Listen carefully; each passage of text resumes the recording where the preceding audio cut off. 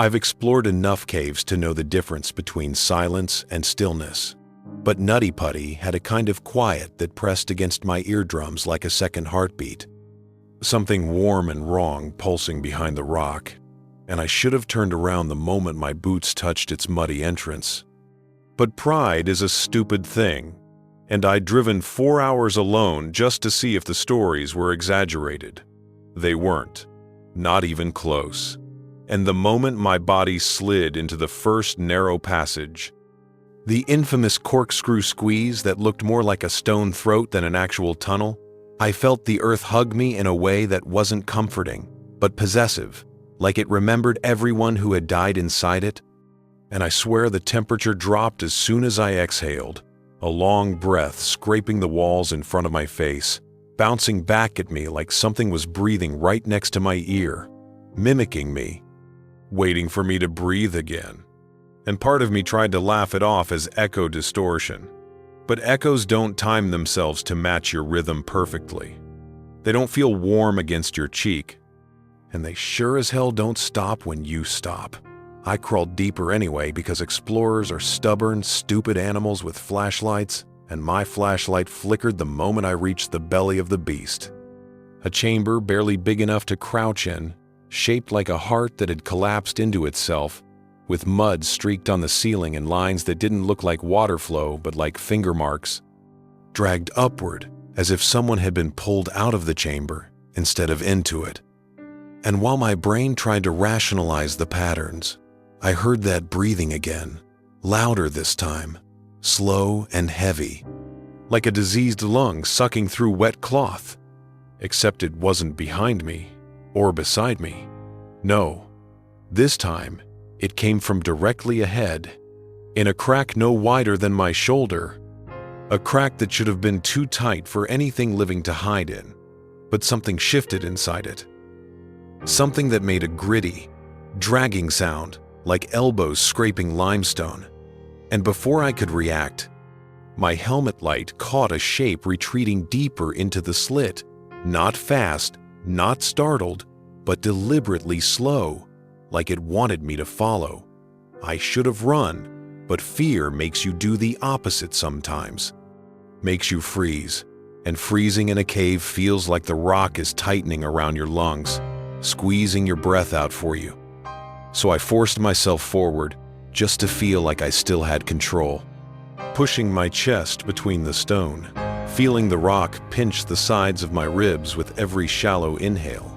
And as the space narrowed, I realized the air smelled wrong. Not earthy or damp, but warm, humid. Like someone had been breathing into the passage for hours, saturating it with exhaled human heat. And when my helmet scraped the ceiling, the breathing stopped. Not faded, not moved, just cut off, mid-inhale. Like whoever or whatever had been doing it had suddenly pressed a hand over its mouth. I whispered, "Hello?" Because people do stupid shit when they're scared, and the cave answered by whispering my exact tone back to me, not echoed, not delayed, but perfectly synchronized. A voice tightly pressed against the rock inches from my head, and that was the first moment I tried to back out, but the passage didn't let me, or maybe I didn't let myself accept the truth fast enough.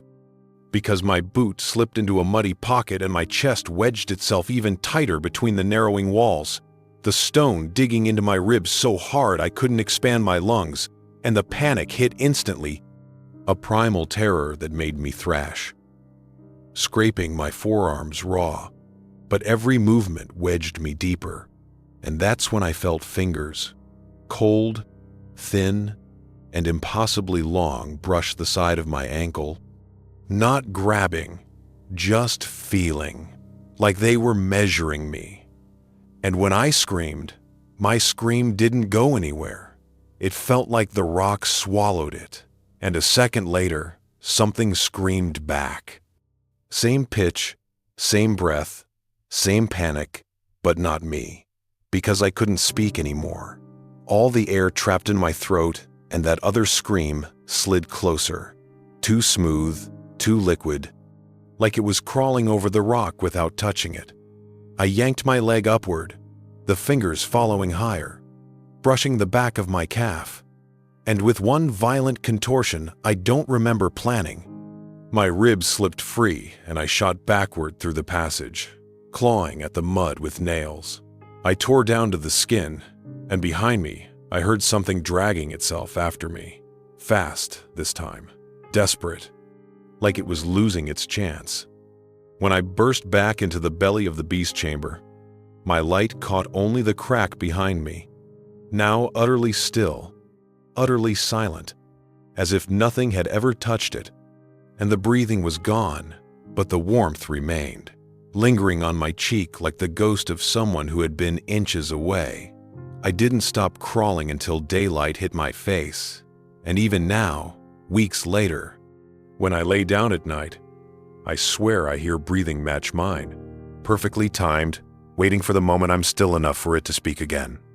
The nightmares didn't start until 3 days after I escaped Nutty Putty, and I told myself they were just stress dreams, but dreams don't leave mud under your fingernails when you wake up, and they definitely don't leave the sound of someone inhaling behind your bedroom wall at 3 in the morning. So when the county search and rescue office called me, asking for any details I might have forgotten, I should have lied and told them I remembered nothing.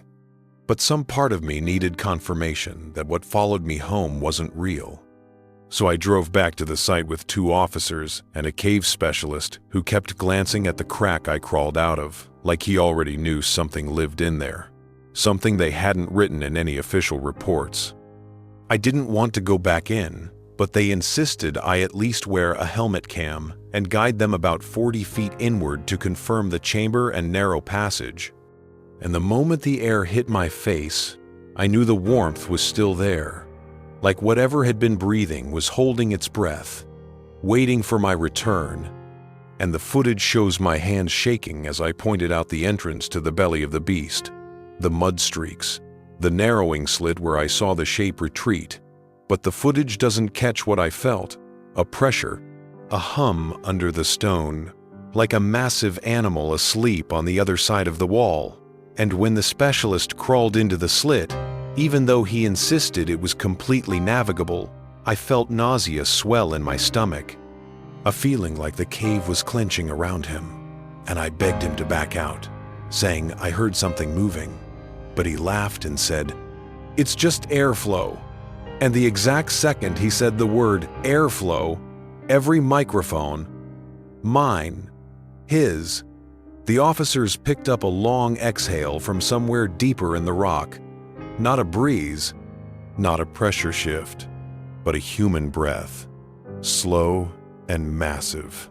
Like lungs, the size of the whole cave system were waking up, and the specialist froze, head turned inside the crack where we couldn't see his face. And then he whispered, "There's someone in here," in a tone so flat it didn't even sound like a whisper, more like someone else was speaking through him. And before the officers could respond, the passage walls shifted, not visibly on camera, but we all heard it, a grinding flex of stone like something huge had just adjusted its position, and the specialist screamed, not out of pain, but out of pure terror, shouting that something had moved above him, something touching the ceiling with fingers that dragged backward toward the chamber. And he bolted so fast, he almost crushed his own ribs, trying to yank himself free. And in the footage, just before he bursts out of the slit, the helmet cam catches a frame, one single frame of a hand retracting behind him, impossibly long, almost cartilage thin, pale like something that's never seen light. And the moment he came out, the breathing returned, louder, closer, matching every panicked inhale he made, like mocking him, sinking with him. And the officers grabbed us both and forced us toward the exit. But the breathing followed, growing faster, like something was crawling just behind the walls, keeping pace with us through the tunnels. And every time one of us stumbled, the breathing paused as if listening, then resumed in perfect unison. When we reached daylight, the sound stopped instantly. No fade out, no distance, just severed like a cut electrical line. and the specialist started sobbing, saying it touched his thoughts, whatever that means, and begged us not to leave him alone. 2 days later, his helmet cam was confiscated by the state, and a man in a plain suit told me to stop talking about what didn't happen. But last night, when I reviewed a backup audio file I wasn't supposed to keep, I realized something horrifying. In the last 10 seconds before we reached daylight, there weren't 2 sets of breathing patterns. There were 3, perfectly timed, perfectly synced. And the third one wasn't any of us. I wasn't supposed to keep any of the files, but fear makes you careful in ways pride never could. So I made backups of everything: the audio, the helmet cam frame, even the corrupted clips, because deep down I knew the thing in Nutty Putty hadn't stayed behind when we crawled out, and the proof arrived 4 nights after the rescue team incident, when I woke up to the sound of someone breathing at the foot of my bed, not moving, not hiding, just standing there, in perfect stillness, inhaling as I inhaled, exhaling as I exhaled, syncing with me like it had practiced for years. When I turned on the light, nothing was there except a muddy footprint on the floor, the same thin shape we saw in that single cursed frame, toes long and splayed like someone who'd walked barefoot on stone their entire life. And that was when I realized the breathing wasn't following us in the cave, it was following me. Specifically me, like I'd been marked the moment I squeezed into that narrow passage. I contacted the specialist, the one who panicked in the crack, but his phone went straight to voicemail. And when I drove to his apartment, the door was open, lights on, dinner half eaten on the table, and the only thing out of place was the trail of mud leading inside his bedroom, ending beneath his bed where the carpet had been torn upward from underneath, like something had pulled itself into the flooring with him. And that was when I called the officers. But the man in the plain suit showed up again, telling me to stop spreading fear, except his hands were shaking and his shirt collar was damp with sweat, and he kept glancing at the walls like he expected them to breathe. That night, I checked the recordings again, listening to the final seconds before daylight, and I realized something even worse than the 3 synchronized breaths. There was a 4th inhale, so faint it sounded like it was inside the microphone itself, and I understood the cave wasn't just housing that thing, but amplifying it, teaching it the shape and rhythm of human sound, letting it mimic any voice, any breath, any plea. The breathing in my house grew bolder, louder, wandering from room to room like it was memorizing the layout, and every time I tried to leave the house, the air turned heavy, pressing on my chest, like the cave had followed me home, like the crack in the rock had become part of the space around me. The final straw came last night, when I replayed the helmet footage on my TV, slowing the exact frame where the pale hand retracts, and for the first time I noticed there were markings on the stone beside it, 5 grooves, evenly spaced, the same width as the streaks on the chamber ceiling, and I realized with a sick twist that they weren't dragged upward by someone being pulled out, they were dragged downward by something climbing in. The moment I paused the footage, the breathing behind me stopped, and I felt warmth on the back of my neck, like a mouth hovering an inch above my skin, copying the shallow panic in my lungs. I didn't turn around. I couldn't, because every instinct in my body told me it wanted me to look, that once I saw its full shape, there would be no leaving, no running, no light at the entrance of a cave to save me. So I grabbed my recorder, the last thing I thought anyone might hear, and locked myself in my closet, where the walls were too thin for anything to hide inside. But the breathing is still here, matching me, perfect as always, and I can hear it dragging its fingers across the other side of the door, learning the rhythm of knock patterns now, and If this recording ever makes it out, if anyone finds this file, don't go to Nutty Putty Cave. Don't listen to breathing in the dark. And whatever you do, don't stop moving. Because when you stop, it stops too. And that's how it knows you're finally ready to be taken back.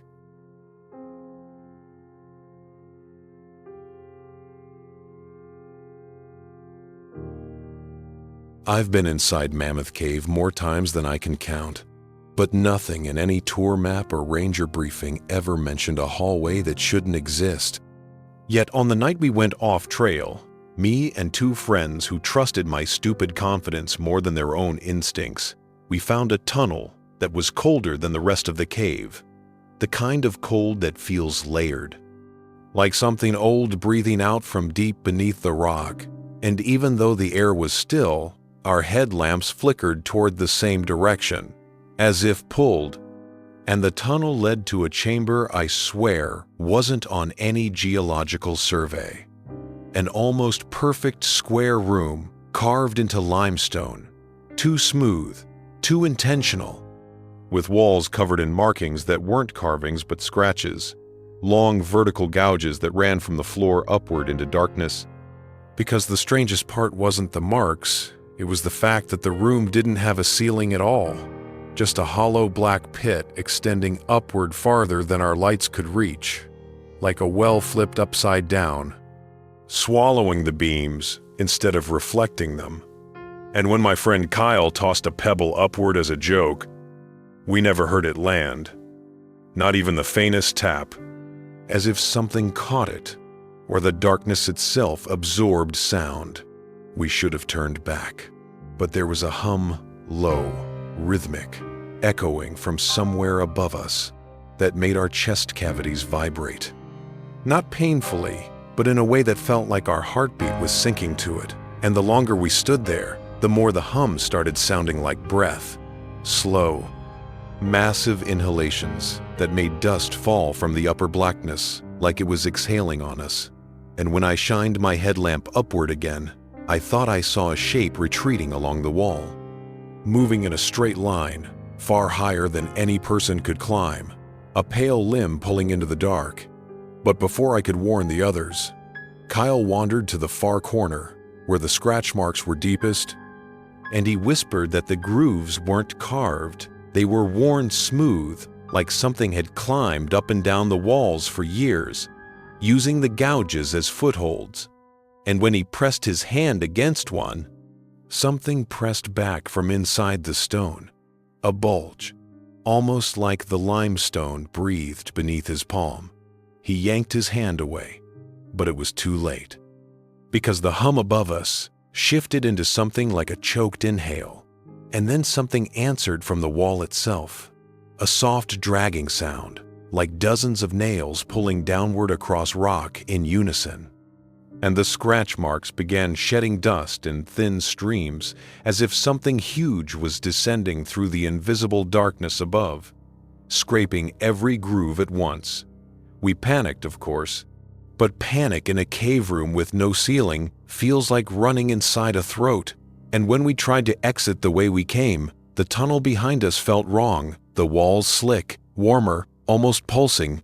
And the deeper we stepped into it, the more we realized the tunnel wasn't the same shape anymore, narrower, bending subtly, like it was reshaping itself around us.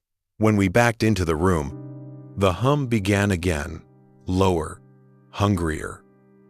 And one of the vertical grooves on the far wall suddenly cracked open deeper, dust raining down as if a long seam had been split. And in the narrow gap something pale slid through, slow, deliberate, impossibly tall, stretching upward into the ceilingless void. So far we couldn't see where it ended, and its limbs were jointed wrong, bending in smooth arcs like an insect, but with the texture of human bone beneath thin, translucent flesh. It didn't chase us. It didn't need to, because the room itself began tightening, the walls inching inward in ways the eye couldn't catch, but the body could feel. And when Kyle screamed, the figure instantly mirrored his pitch from above. A perfect imitation, its voice falling from the dark like a second version of him suspended overhead. My other friend bolted into the narrowing tunnel, and I heard him shouting that the exit had shifted again, that the walls were breathing him in. And then the tunnel swallowed the beam of his headlamp like a throat, closing, snuffing it out in one gulp.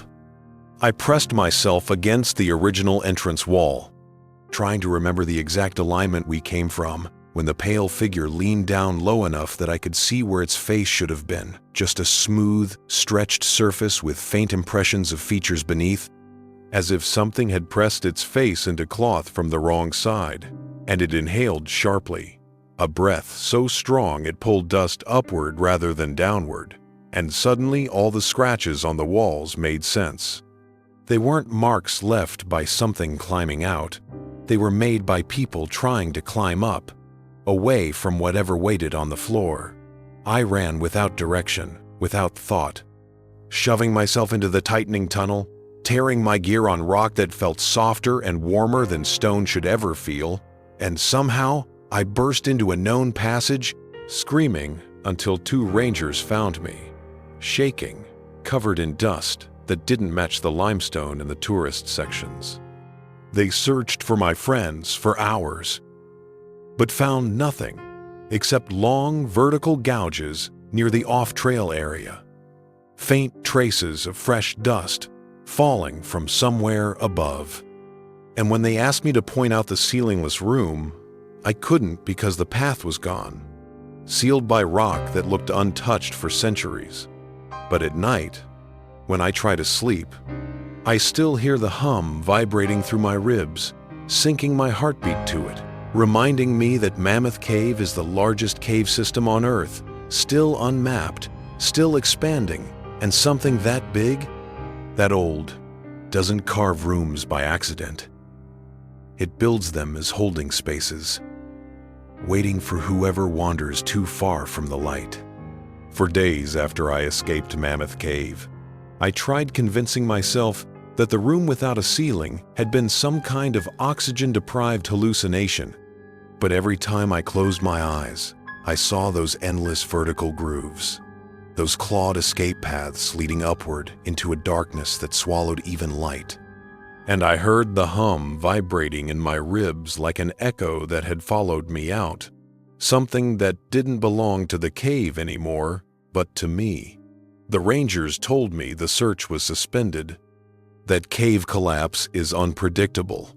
But that was a lie I could tell, by the way they avoided eye contact, by how the man in charge kept rubbing dust between his fingers like he didn't understand how it got there. Because the dust in his hand wasn't limestone white, it was the same gray-black sediment from the ceilingless room, the kind that falls only when something climbs down from above. And the night after the search ended, I woke at 2:11 to the sound of someone tapping on my wall in a slow, deliberate rhythm, like fingers dragging downward through drywall, the same pace as the scratches in the chamber. And when I turned on the light, the tapping stopped instantly, but a small pile of gray dust sat right beneath the point where the sound came from. I swept it immediately, heart racing, telling myself it was coincidence. But the next night, it returned, this time from the ceiling, same rhythm, same dragging descent, as if the dark above me was just another version of that impossible room.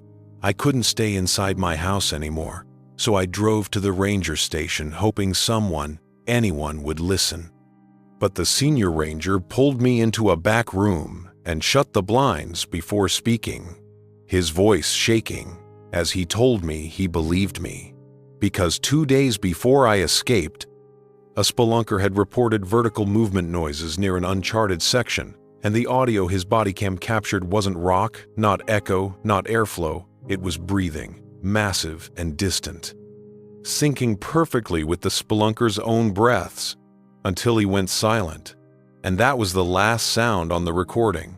He showed me a printout of a spectrogram, and the second I saw it, my stomach dropped. Because the pattern wasn't just similar to the hum we heard, it was identical, like it had imprinted itself on anyone who got too close. The ranger begged me not to go back, but something inside me needed closure, needed to know whether my friends were dead or trapped or worse. So I returned to the entrance alone. No gear, no camera, just the crushing sense that the cave was already aware of me, already listening. And the moment I stepped inside, the temperature dropped so fast, my breath came out in long clouds that drifted upward unnaturally, like they were being pulled, drawn towards something waiting above. I followed the main path, heart pounding, but when I reached the off-trail area where we'd first found the hidden tunnel, the air tasted wrong, metallic, humid, alive, and the ground was covered in fresh dust, arranged in long parallel streaks, like something had been dragged downward through the rock recently, maybe minutes before I arrived.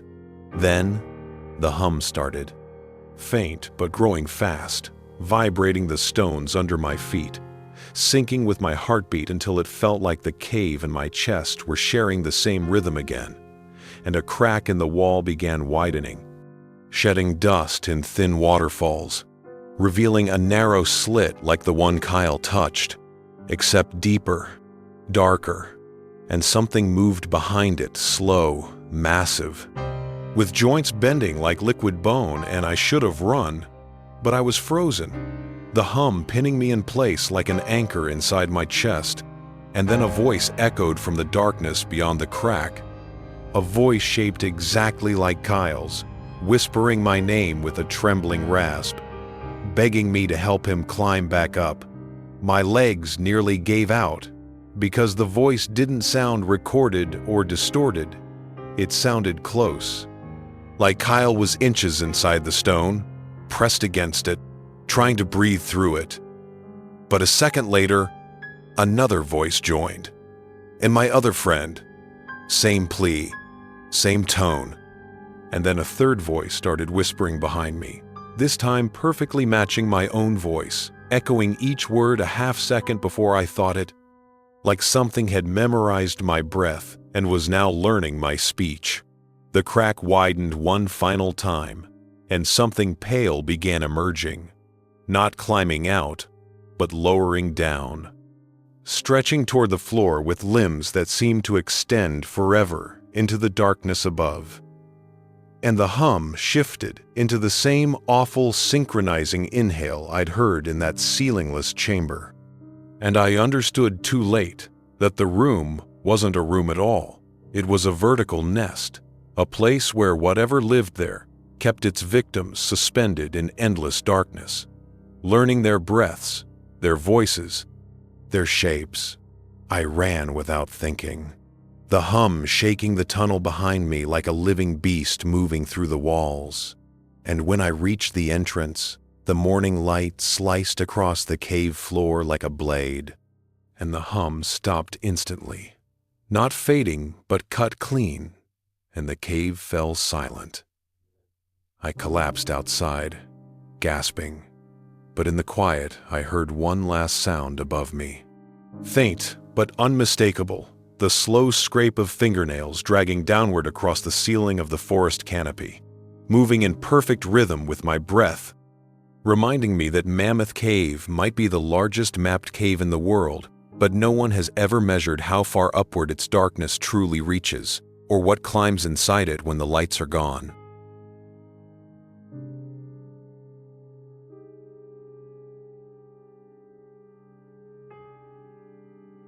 I had never felt fear like this before, not the kind that creeps along your spine and roots you to the spot, not the kind that makes your hands shake even when you know you have to keep moving. Pine Ridge Cave System wasn't just another spelunking destination on the map of Montana. It was a labyrinth of tunnels, shafts, and chambers so vast and convoluted that even experienced cavers avoided it after dark. But that's exactly why we were there. Our mission was supposed to be simple, a rescue operation for a group of university students who had vanished 2 days prior, their last known coordinates pinged somewhere deep within the cave system. When we first entered, the air was thick and musty, carrying the scent of wet stone and something faintly metallic, like old blood or rust. I couldn't tell which. Our flashlights cut swaths through the darkness, the beams bouncing off walls slick with condensation, illuminating the occasional graffiti scratched into the rock by those who'd come before, desperate notes, carved dates, initials. We recorded everything, not for YouTube, not for fame, but because someone had to. If we didn't make it out, there would be proof. At first, the sound of dripping water and our own breathing was the only soundtrack, but as we descended deeper, the silence became oppressive, almost physical. The passages narrowed, forcing us to squeeze through gaps that seemed impossibly small. That's when the cameras started picking up strange things, flickers in the corner of the lens, shadows moving against the walls that weren't ours. I told myself it was just our imagination, the way light bends in a cave, but then came the whispers. At first I thought it was static, interference in the audio recording, until I realized the whispers weren't random. They were in English, faint, distant, but unmistakable. Help us. Help us. My heart slammed in my chest. We were trained for emergencies. We had been through tight passages, oxygen-deprived caves, even rockfalls. But hearing human voices when we were supposed to be alone? That shattered something inside me. The team tried to trace the sound, moving deeper into a chamber so large it felt like standing inside a cathedral carved by some ancient, sadistic hand. Our lights danced across stalagmites and stalactites, their shapes grotesque, almost like frozen screams. That's when we found the first clue. A backpack, torn, soaked, its contents scattered across the floor, notebooks smeared with mud, pages ripped, some with frantic writing, some with symbols I didn't recognize. We called for the students, our voices echoing off the stone, but there was no reply except the whispers, growing louder, circling us, as if the cave itself had become alive. Then, the ground beneath one of my teammates crumbled slightly, revealing a narrow shaft that plunged into blackness deeper than our lights could reach. Someone had to go down. The rope was lowered, camera following every inch, until the lens caught movement something fast, darting just beyond visibility. A scream ripped through the tunnel, and when we pulled the rope back, the climber was pale, trembling, muttering about shadows and hands that had grabbed him. That's when panic set in. The walls seemed to close in, every passage turning unfamiliar, every turn looping back on itself. We realized we were lost, and worse, something was following us, something that didn't belong to the light, something that waited for us in the gaps. Our camera's night vision caught glimpses, figures, tall, distorted, with faces that weren't human, watching silently, then vanishing when we tried to focus. Every decision became a gamble. Every step echoed, every breath screamed in the still air. And then came the flooding. Water rushed down passages that had been dry minutes before, trapping us in a chamber with only one exit, and the whispers turned into screams. Not just voices now, but a cacophony of terror, like hundreds of people, all pleading, all angry, all lost. We recorded until the battery died. I don't know who will ever find this footage. I don't know if anyone survived. The last thing the camera saw before the screen went black was the shadows converging, and a single teammate's face, wide-eyed, staring into the lens as if pleading, screaming silently. That was the last footage. We tried to retrace our steps, but the cave had changed. Every tunnel we thought we remembered twisted differently. The walls slicker, the ceiling lower, the air heavier, as if the cave itself was alive, rearranging itself around us. The whispers had stopped, replaced by silence that pressed against our ears like water, until it broke with a single, bone-chilling scream that seemed to come from everywhere at once. Panic set in, and one by one, the team began to disappear. First it was Alex, grabbed by shadows that melted out of the walls, leaving only a flash of movement on the camera, a scream that cut off mid-sentence. Then Megan, whose flashlight wavered before going dark. The lens caught her silhouette frozen in fear, and then nothing. Only the camera remained, carried by me because somehow I had not yet been taken. The cave seemed to pulse around me, guiding me, or perhaps trapping me. I found a narrow passage I didn't remember, descending into a chamber filled with water so black it reflected nothing, not even the light from my torch. And there he was, the thing that had been following us. At first, it was only a shadow, stretching impossibly across the water. Then, it took form, a tall, emaciated figure, faceless, with elongated limbs that ended in claw-like hands. It stood on the surface of the water, and I swear it smiled. Or maybe it was a mimic of a smile, something I couldn't comprehend. It didn't move toward me. It didn't need to. The cave itself seemed to push me forward, and I fell into the water. The camera tumbled beside me, capturing everything. I could hear the dripping of water, the sound of my own frantic breathing, and beneath it, the whispers again. But these weren't the students. They were hundreds of voices, begging, warning, screaming. The water closed over me, and the last thing I saw on the night vision lens was my reflection, distorted and pale, staring back from the surface. And behind me, the shadow figure, standing, waiting. The footage cuts off here. There is no sound, no movement, only darkness. Whoever finds this, if anyone does, will know we never made it out. Pine Ridge Cave System is no longer just a cave. It is a grave, a labyrinth that consumes, and it watches, and I am part of it now.